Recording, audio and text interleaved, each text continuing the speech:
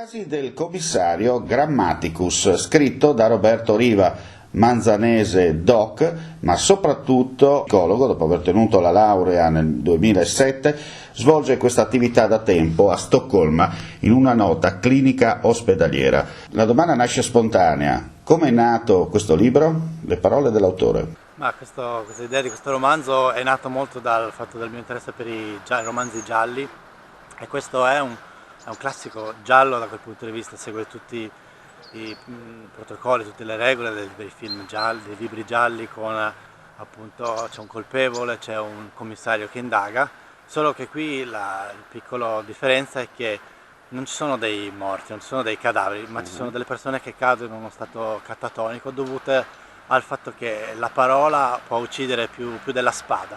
Tutto nasce da questo modo di dire. E qui c'è questo commissario, un tipo molto scorbutico, molto particolare, che sbaglia tutti i congiuntivi, tra l'altro. Ha una sua particolarità perché gioca molto sui giochi di parole e sul fatto che una persona possa ferire con le parole.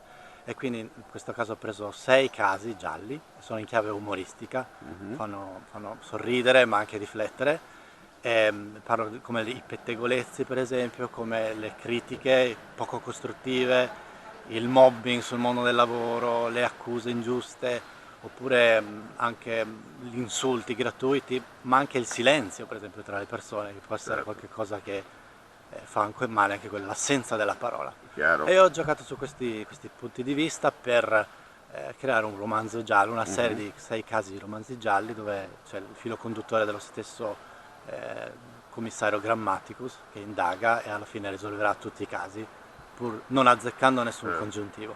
Senti, tu sei un po', possiamo dire, uno scrittore per caso, perché fai tutta un'altra attività, no? Sì, questo è un mio hobby, è un grande hobby che ho da quando sono bambino.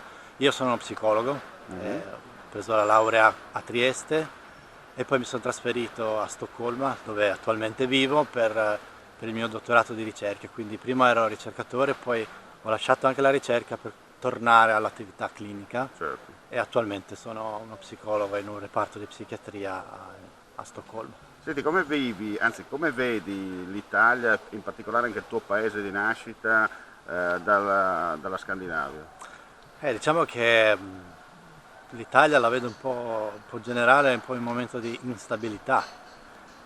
Io vedo molto dall'estero che nonostante tutto hanno anche loro i loro difetti, non c'è nessun paese perfetto, però tendenzialmente tendono a avere più stabilità politica, sociale. Questo favorisce alla lunga la sicurezza anche dei cittadini e anche di quelli che non sono cittadini del loro paese. Ormai io sono diventato anche svedese di nazionalità, sono ancora italiano e svedese, per cui vedo molto instabile l'Italia in questo periodo, forse non solo in questo periodo di verità, però quindi forse più stabilità ci servirebbe a tutti, di qualsiasi colore politico, dovrei dire.